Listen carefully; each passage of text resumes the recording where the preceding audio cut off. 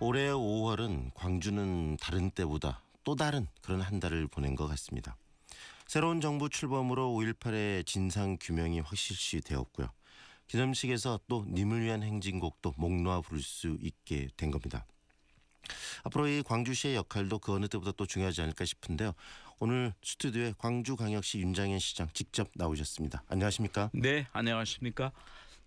네, 시장님 먼저 기쁜 소식이 있는데요. 이 한국 매니페스토 실천본부가 실시한 공약 이행 평가에서 광주시가 이 최고 등급인 SA 등급을 받았네요. 축하드립니다. 축하하냐 저희 공직자들이 많이 써주신 거예요. 제가 숙제를 좀 어렵게 가져왔었거든요. 처음 나선 길에 이 일 제일 광주가 하고 싶은 일 해야 될 일들을 좀 공약을 요즘 그 젊은 아이들 표현으로 좀 빡세게 잡았었는데 다행히 좋은 평가들을 받았습니다. 특별히 그 주민들과 소통 분야 그래서 시민들이 직접 정책에 참여하고 또 시민 비시민단 통해서 평가하고 공약 이행 체계를 체크하는 이쪽하고 또 한 가지는 재정 문제가 참 힘들잖아요.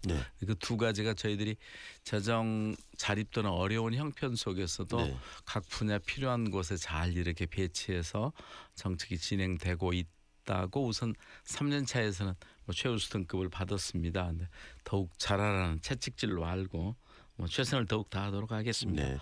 특히 어려운 재정 환경 속에서 이 소통 분야를 저렇게 많이 이끌어내시고 또 지역민과의 이 커뮤니케이션을 굉장히 강조하신 게 이런 SA 등급을 받은 또 이유가 아닐까 싶기도 하네요. 네, 어느 것보다도 깨어 있는 우리 시민들이시죠, 광주 시민들이. 그 깨어 있는 시민 의식이 이렇게 행정이 방향성을 함께 설정하고 함께 토론하고 함께 이루어낸다면은 그게 바로 이제 저희들이 가고자 하는 진정한 자치 공동체의 한 원형이 되지 않을까 싶습니다. 그리고 또 지난주인가요? 새 정부 인수위원회 격인 이 국정기획자문위원회에 직접 다녀오셨다고 들었는데요. 그래서 어떤 이야기들 하고 오셨는지도 시민들이 굉장히 궁금해하실 것 같아요. 국정기획자문위원회가 예전으로 치면 인수위원회 일이죠. 향후 100대 과제를 6월 말까지 설정해서 문재인 정부 5년의 국정 기조를 세우는 중요한 역할을 하는 것입니다.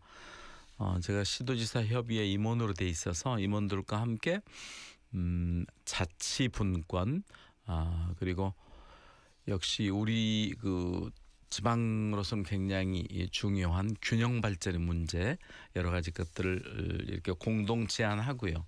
아울러서 정말 그 정권이 바꿔졌다는 게 실감할 수 있더라고요.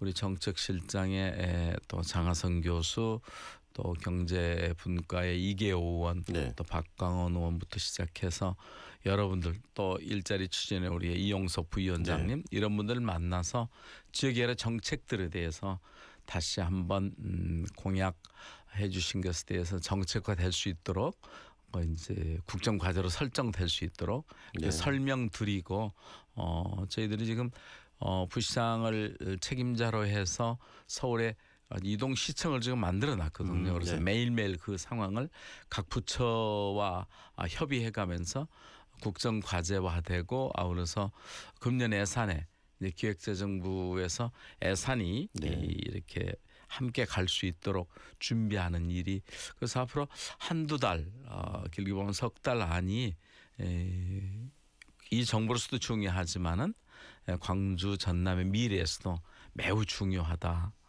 이렇게 생각이 돼서 특별히 이제 또 전남지사로 수고하셨던 우리 이낙연 총리께서 지역 현안들을 또 잘 이해하고 계시니까 여러 가지로 저희들이 이 좋은 기회를 지역의 발전에 큰 계기를 삼을 수 있도록 최선을 다하고 있습니다. 특히 새 정부 출범과 함께 특히 광주시도 방금 말씀하신 것처럼 굉장히 이제 새로운 발전의 어떤 교두보 이제 시작점이 되지 않을까 싶기도 한데 또 최근에 정부의 이 추경 예산안에 또 광주형 일자리 시범 사업이 포함된 부분 이것도 한번 우리가 좀 짚고 넘어야 될 부분일 것 같아요. 아마 이제 국민들께서 또 시민들께서 새 정부의 대통령의 행보나 여러 가지 또 정책 채택하면서 우리 광주에서 했던 건데 아마 이런 느낌을 받으실 겁니다. 저도 공간을 사용하지 않고 또 해외 출장 또 이코노미 타고 적은 차 타고 시민들과 함께 어울림을 갖고 있습니다만은 특별히 저희들이 비정규직의 정규직화 문제는 네.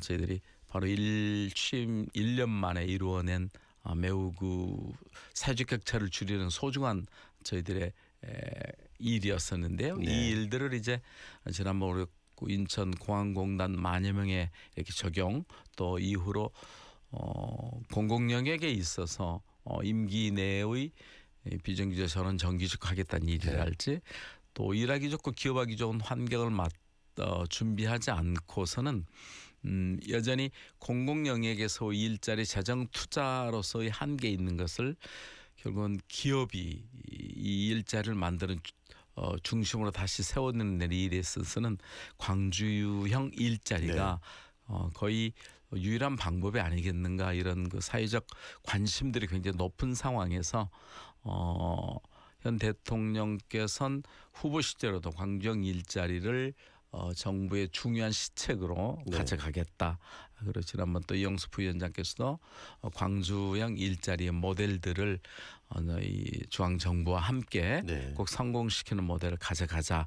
뭐 이런 그 확답을 해주셔서 저희들은 책임도 굉장히 크게 느끼고 우리 기대도 크게 갖고 있습니다. 네, 그래서 윤 시장님께서 이렇게 추진해왔던 어떤 그런 정책들이 지금 이제 중앙 정부에서 적극적으로 관심을 갖는 정책들이 되고 있는데요.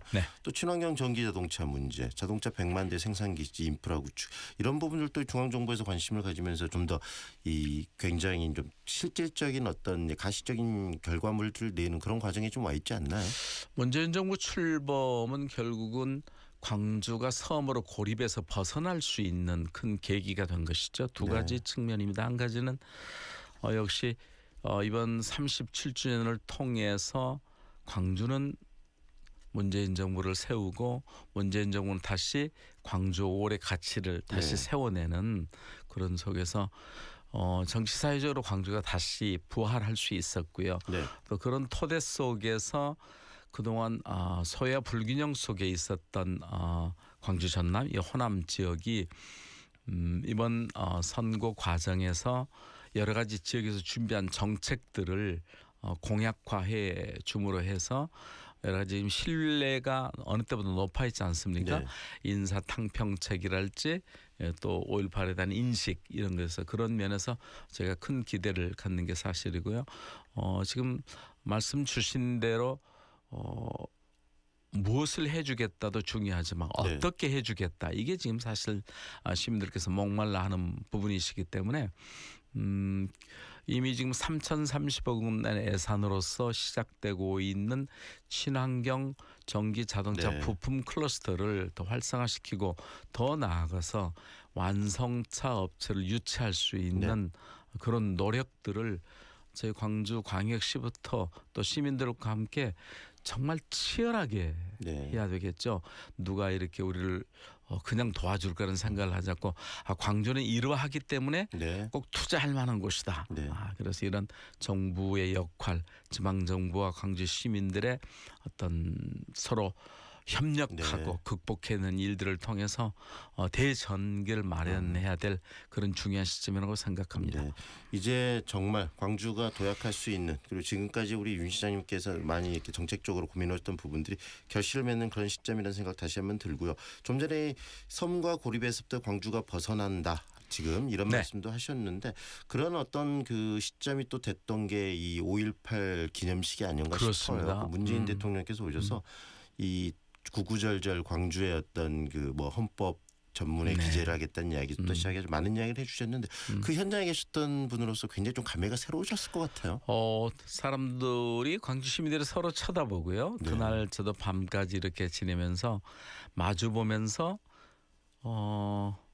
웃고 있어도 눈물이 난다. 뭐 이런 거 가요 가사 있습니까? 그래서 정말 감동의 일이었던 것 같습니다. 그래서 그만큼 진상 규명과 또 국가 진상 공인 조사서 이 문제, 헌법 전문 개제 문제, 또 지금 어머니들 외롭게 힘들게 지금 하고 계시는 도청 원형 복원 문제 이르기까지. 그다음 보다 중요한 것은 오늘의 지금 우리 대한민국이 이만큼 민주화를 이루고 누리고 살 수 있는 것도 광주의 역사고 네. 가치였었고 또 앞으로 대한민국에 가야 될 그 길도 헌혈을 통해서 피를 나누고 주먹밥을 함께 나누었던 네. 이 정신으로 우리가 더욱 민주화의 내밀화 네. 해야 되겠다는 이런 의미들이 굉장히 컸던 것 같습니다.